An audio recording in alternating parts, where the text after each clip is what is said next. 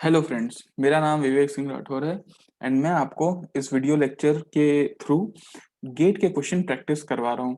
Gate के question जो पिछले बार ईसी 2020 में आया हुआ क्वेश्चन है गेट में, वो क्वेश्चन कैसे बनते हैं, कैसे सॉल्व कर सकते हैं। जो बिगनर्स हैं वो इस स्टेप को फॉलो करके और क्वेश्चन इस तरीके का प्रैक्टिस कर सकते हैं। ये कोई मतलब ऐसे वैसे क्वेश्चन तो है नहीं, गेट में आए आए हुए क्वेश्चन है, तो इसको हमको बार बार प्रैक्टिस करना बहुत जरूरी हो जाता है। तो चलिए आके देखते हैं कि कुछ, और मैं हर लेक्चर में 5-6 क्वेश्चन ही प्रैक्टिस करता हूँ ताकि थोड़े-थोड़े पार्ट में अपन धीरे-धीरे अपने मंजिल की तरफ पहुँचते जाएँ। तो स्टार्ट करते हैं आज का लेक्चर, जिसमें हम लोग फर्स्ट क्वेश्चन देखते हैं। ये बोलता है कि in the circuit shown below all the components are ideal. देखिए यहाँ पे आपको मैं इसका पूरा क्वेश्चन दिखा देता हूँ कि ये जो क्वेश्चन बोल रहा है वो बोलना चाह रहा है कि इस सर्किट में सारे कंपोनेंट आइडियल हैं। वी आई जो है आपका, ये आपका 2 वोल्ट दिया हुआ है, +2 वोल्ट। आपका ये जो करंट आई नॉट है ये आपको निकालना है, जो कि मिली एम्पियर में आएगा। अब देखिए यहाँ पे अगर आप वोल्टेज ग्राउंड टेक्निक देखें तो यहाँ पे अगर आपका 2 वोल्ट है तो बेसिकली यहाँ पे भी 2 वोल्ट ही आएगा, क्योंकि ये दोनों वोल्टेज बराबर होंगे। ये 0 वोल्ट है। अब क्यों ना अपन केसीएल लगा लेते हैं। तो यहाँ पे जो करंट आ रहा होगा वो बेसिकली यहाँ पे जा रहा होगा और ये करंट यहाँ पे जा रहा होगा। लेकिन ओपैम्प में कोई करंट एंटर नहीं कर सकता क्योंकि उसकी इनफाइनाइट इनपुट इम्पीडेंस होती है। तो यहाँ पे कोई करंट फ्लो नहीं होगा, तो जो करंट यहाँ पे आ रहा होगा वो यहाँ पे भी जा रहा होगा। तो क्यों ना इस इक्वेशन करंट को निकाल लेते हैं, पहले ये वाले करंट को फिर ये वाला करंट को, और दोनों को इक्वेट कर देते हैं। तो ये करंट निकालने के लिए अपन क्या करते हैं, 0 - 2, जो आपका 0 voltage - 2 voltage divided bye 1 kilo ओम। ठीक है, 1 किलो ओम यहाँ पे आ गया, इक्वल टू 2 माइनस, यहाँ पे लेट सपोज यहाँ पे वी नॉट है, तो 2 - V0/1 किलो ओम। ये कैंसिल हो गया। वी नॉट की वैल्यू आ गई आपकी 4 वोल्ट। तो आपको टोटल अभी वी नॉट की वैल्यू 4 वोल्ट मिली है। अब आप दूसरा इक्वेशन ये कर सकते हैं कि देखिए यहाँ पे जो करंट आ रहा होगा वो करंट यहाँ से अगर आएगा तो वो बेसिकली यहाँ को जाएगा और यहाँ को जाएगा। तो ऐसा करते हैं, आई नॉट की वैल्यू अपन निकालते हैं। I naught current, incoming current is equal to outgoing current. Outgoing current होगा V0/1 किलो ओम, जो आपका इधर इस दिशा में गया, और इस दिशा में जो गया है वो आपका, एक सेकेंड, इस दिशा में जो ऊपर की तरफ जो गया है वो होगा आपका V0 + V0 - 2 volt divided 1 kilo ohm. तो ये आपका इक्वेशन आ गया। आई नॉट आपको निकालना है, वी नॉट आपको पता है 4 है, by 1 kilo ohm, plus V0 4 - 2 by 1 kilo ohm. तो आपका आ गया, ये आ गया 4 मिली एम्पियर प्लस ये 2 मिली एम्पियर, तो 6 मिली एम्पियर आपका आंसर है। तो यहाँ पे आपका 6 आंसर आ जाएगा। कितना आसान क्वेश्चन था, जो गेट में पूछा हुआ क्वेश्चन है। तो अगर आपको कॉन्सेप्ट पता है तो आप उसको बार बार सॉल्व कर सकते हैं। सेकंड क्वेश्चन में आते हैं। सेकंड क्वेश्चन ये कहता है कि देखिए एक 10 बिट डिजिटल से एनालॉग कन्वर्टर है। इसको कैलिब्रेट किया गया है फुल रेंज में, फ्रॉम 0 से 10 वोल्ट। मतलब इसका जो फुल स्केल वोल्टेज है, जो फुल रेंज का वोल्टेज है वो आपका 10 वोल्ट है। If the input to D to A converter, अब आप जो इनपुट दे रहे हैं वो 13A है इन हेक्साडेसिमल नंबर। 13A ये हेक्साडेसिमल में है। ठीक है। अब आपको आउटपुट वोल्टेज निकालना है। तो पहले तो आप ये देखिए कि जो इनपुट दिया गया है वो नॉर्मल डेसिमल फॉर्म में कितना आएगा। तो इसको नॉर्मल फॉर्म में डेसिमल फॉर्म में कन्वर्ट करने के लिए क्या करना पड़ता है, इसको आपको क्या, 1 × 16 का square plus 3 × 16 to the power 1 plus a into, जो ए अपन कहते हैं 10, ए 10 होता है, इंटू 16 टू द पावर 0। तो ये आपका आ जाएगा 16 स्क्वायर 256, प्लस आपका 6 3 × 18 हो गया, ये हो गया 48, और ये 16 टू द पावर 0 मतलब 1, तो ये एक की वैल्यू हो गई 10। इसको आप प्लस कर सकते हैं, 8 6 14, 5 6 10 11, और ये हो गया 3। तो ये टोटल आपका जो इनपुट आपने दिया है, जो ये है, वो है 314। ये डेसिमल फॉर्म में है। अब देखिए आपको आउटपुट वोल्टेज निकालना है किसी भी डिजिटल से एनालॉग कन्वर्टर का। तो आप क्या कर सकते हैं, इसका फॉर्मूला लगा सकते हैं, फुल स्केल वोल्टेज एक second. Full scale voltage divided by 2 to the power n into आपने जो भी इनपुट दिया होगा वो, इससे आपको आउटपुट निकल जाएगा। तो आप आउटपुट वोल्टेज निकालना चाहते हैं तो आप निकाल सकते हैं। वी फुल स्केल वोल्टेज कितना है 10, 2 टू द पावर n कितना बिट का कन्वर्टर है 10 का, तो 2 to the power 10 into input voltage कितना दिया हुआ है आपको, इनपुट वोल्टेज है आपका 314, तो 314 आप लिख सकते हैं। तो आप लिख सकते हैं 3140 बाय 2 टू द पावर 10 होता है 1024। आप इसको सिंपल से इतने को आप सॉल्व करेंगे तो आपका आंसर यहाँ पे हो जाएगा। ठीक है, तो आप इतना का सॉल्व करके आप यहाँ पे आंसर लिख सकते हैं, वही इसका आंसर होगा। तो इतना आसान है इसको सॉल्व करना, अगर आपको ध्यान से आपको आता है इस टेक्निक को। उसके बाद हम लोग नेक्स्ट क्वेश्चन की तरफ आते हैं। नेक्स्ट क्वेश्चन में ये बोलता है कि अगर आपका 8085 माइक्रो प्रोसेसर है, नंबर ऑफ एड्रेस लाइन कितने होंगे अगर हम लोगों को 16 किलोबाइट मेमोरी को एड्रेस करना है या एक्सेस करना है, तो कितने एड्रेस लाइन होंगे। तो आपको पता होगा, देखिए माइक्रो प्रोसेसर में 2 टू द पावर m होता है एड्रेस लाइन इंटू n होता है डेटा लाइन। ये नंबर ऑफ डेटा लाइन को शो करता है और ये आपका एड्रेस लाइन को शो करता है, और ये 2 to the power m show करता है कि कितना एड्रेस वो एक्सेस कर पाएगा। तो 2 to the power m is equal to 16k आपको, सॉरी 16k आपको लिखना है। 16k का मतलब होता है 2 टू द पावर 10 होता है 1k, और 2 टू द पावर 4 होता है 16। तो 16 इंटू 1k मतलब 16k, और ये होगा 2 टू द पावर m। तो m की वैल्यू कितनी हो गई 14। तो 14 एड्रेस लाइन इसके लिए रिक्वायरमेंट होगी। इतनी आसान क्वेश्चन जो आपको पिछले साल गेट में क्वेश्चन पूछा हुआ है। अब हम लोग नेक्स्ट क्वेश्चन की तरफ आते हैं। नेक्स्ट हमारा क्वेश्चन ये काफी अच्छा क्वेश्चन है। देखिएगा, इसमें आपको पोल जीरो का मैप दिया हुआ है रैशनल फंक्शन का। कोई जीएस रैशनल फंक्शन है जिसका पोल जीरो का मैप आपको दिया हुआ है। अब आपको इस क्लोज्ड कंटूर को मैप करना है जीएस प्लेन में। ठीक है, इसको जीएस प्लेन में वो करना है, तो मैपिंग जो एन सर्कल होगा वो कैसा कैसा होगा। तो देखिए, अगर आप इसमें ध्यान दे पा रहे होंगे तो आपको ध्यान में होगा कि इस पूरे एन सर्कल के अंदर में कितने पोल आ रहे हैं। तो पोल आपको अगर आप ध्यान से देखें तो यहाँ पे पोल है, यहाँ पे पोल है, तो 2 पोल है। और अगर आप जीरो की काउंटिंग करें सर्कल के अंदर तो 1 2 3 यहाँ पे जीरो है। अगर आप यहाँ पे z-p करते हैं, z-p, तो आपको कितना मिलता है 3 - 2 प्लस मतलब +1, मतलब आपको पॉजिटिव मिल रहा है। तो पॉजिटिव का मतलब है कि आपका ये जो एन सर्कल होगा वो क्लॉकवाइज एन सर्कल होगा। और किसको एन सर्कल करेगा, तो यहाँ पे बिल्कुल भी कोई भी ऐसा वो नहीं है, ओरिजिन को एन सर्कल करने की कोशिश करेगा। तो मैं आपको इसके अगर कुछ वो होंगे, देखिए यहाँ पे आपको इसके मैं आपको ऑप्शन दिखाता हूँ कि इस क्वेश्चन के क्या क्या ऑप्शन है। इसमें ये बोलता है कि the origin of the GS plane once in the counter clockwise direction. तो नहीं, काउंटर क्लॉकवाइज डायरेक्शन में तो ये नहीं करेगा, क्योंकि z इज इक्वल टू +1 आ रहा है, मतलब जो आपका z-p है वो +1 आ रहा है, तो ये काउंटर क्लॉकवाइज में तो नहीं करेगा, काउंटर क्लॉकवाइज में तो नहीं करेगा, क्लॉकवाइज में करेगा, क्लॉकवाइज में करेगा। अब origin of the GS plane को करेगा या फिर पॉइंट -1 + j0 करेगा।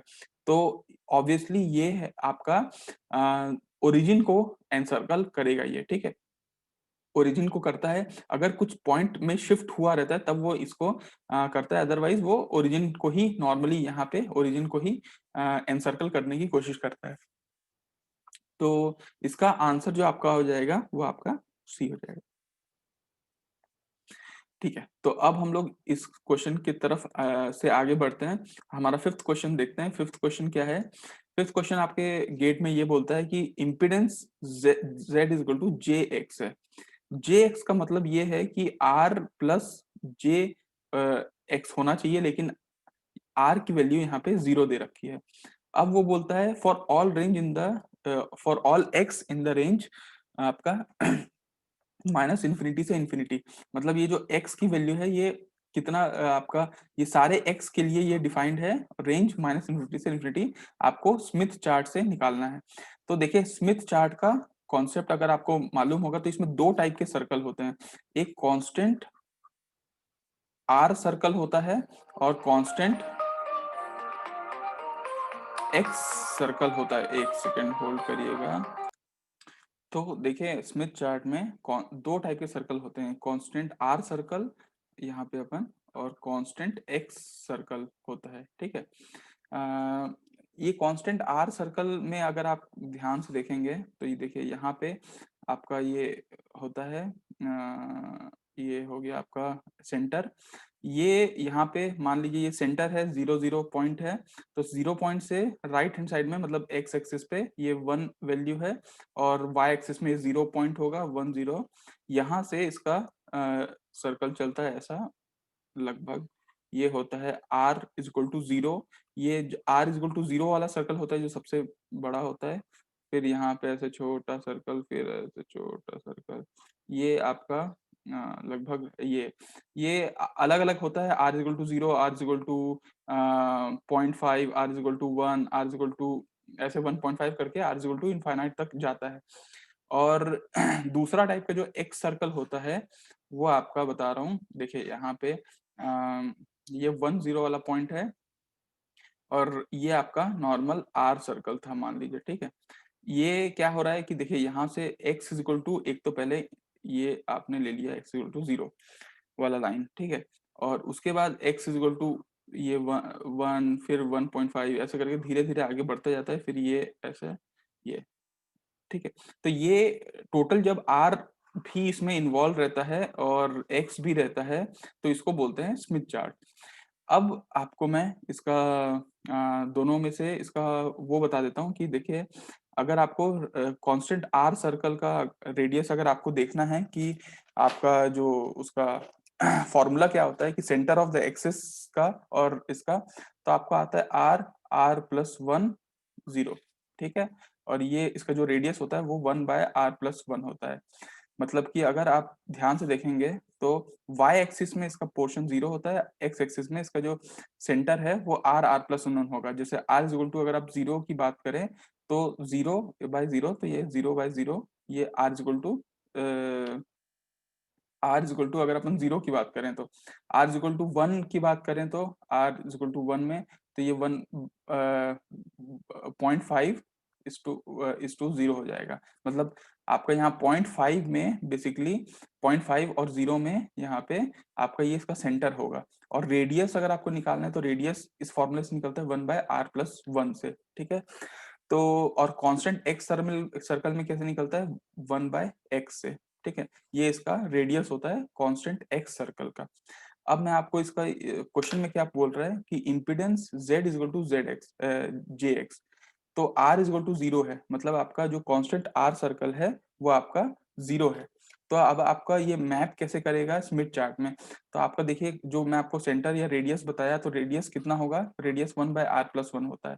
अगर आपने r को वैल्यू वो 0 कर दिया, एक सेकेंड, एक सेकेंड होल्ड करिए। तो यहाँ पे r इक्वल टू 0 है तो 1/0 अगर अपन करें 1, इसको रुक जाइए मैं ड्रॉ में ले आता हूँ, 1/0+1 तो कितना होता है 1। तो यहाँ पे देखिए अगर आप क्वेश्चन देखें, सर्कल ऑफ रेडियस 0.5, रेडियस कितना हो रहा है अगर आप देखें तो रेडियस 1 है, तो ये ऑप्शन खत्म, रेडियस 1 सही है। At point at the centre of the chart, नहीं रेडियस 1 होगा, सेंटर ऑफ द चार्ट ठीक है। सर्कल बनना चाहिए, पॉइंट ही नहीं रहेगा, सिर्फ line passing through the centre of the chart, तो ऐसा नहीं होना है, एक सर्कल ऑफ रेडियस बनेगा, क्योंकि देखिए यहाँ पे simple r is equal to 0 की बात कर रहा है, तो एक सर्कल ऑफ रेडियस तो बनेगा, लेकिन कितने रेडियस का बनेगा r इज इक्वल टू 0 पे, तो 1 रेडियस का बनेगा, तो रेडियस 1 है। और सेंटर क्या होगा, तो सेंटर r/r+1 0 है। अगर आप r इज इक्वल टू 0 रखें तो 0/0+1 इज इक्वल टू 0 तो ये इसका सेंटर होगा, सेंटर ये आपको दिया हुआ है। तो बेसिकली इसका आंसर ये होगा, सिंपल सा क्वेश्चन है अगर आपको नॉर्मल इसका टेक्निक पता है तो। उसके बाद हम लोग लास्ट क्वेश्चन में आते हैं इस सेशन का। इस सेशन में इस क्वेश्चन में अपन देखते हैं क्या बोलता है कि देखिए आपको the component in the circuit shown below are ideals, component ideal हैं if the op amp is in positive feedback.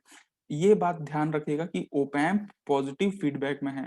Op amp जब कभी भी पॉजिटिव फीडबैक में रहता है तो वो आउटपुट में या तो प्लस वी सेट लेता है या तो माइनस वी सेट लेता है, अगर वो अपना जो वोल्टेज है उसको क्रॉस करता है तो रेफरेंस वोल्टेज को। तो एंड द इनपुट वोल्टेज जो वी आई है वो साइन वेव है जिसका एम्पलीट्यूड +1 वोल्ट या -1 वोल्ट बोल रहा है। अब आपको आउटपुट वोल्टेज वी नॉट निकालना है। तो अब देखिए आपको मैं इसमें कोशिश करता हूँ, देखो यहाँ पे लेट सपोज यहाँ पे वी एन वोल्टेज है, अभी तो जीरो है, सॉरी यहाँ पे अभी ये वोल्टेज मान लो जीरो है, ठीक है, अच्छी बात है। यहाँ पे वोल्टेज वी एन है, इसको अपन निकालते हैं कि वी एन कितना होगा। ये वोल्टेज अभी ये 0 वोल्ट है, ठीक है, ये 0 वोल्ट है। ये वी एन वैल्यू निकालते हैं। वी एन की वैल्यू अगर आपको निकालना है तो आप सुपरपोजिशन थ्योरम लगा सकते हैं। वी नॉट अगर आप करें वी नॉट इंटू 1 के बाय वी नॉट इंटू 1 के डिवाइड बाई 1 के प्लस 1 के, आप इसको 1 के प्लस 1 के लिख सकते हैं, प्लस आप यहाँ वी आई इंटू 1 के 1 के प्लस 1 के, आप इतना लिख सकते हैं। तो यहाँ पे देखिएगा, यहाँ से मैं लिखते आता हूँ, V N is equal to V naught by two V naught plus V I by two, आप इतना सिंप्लीफाई कर सकते हैं।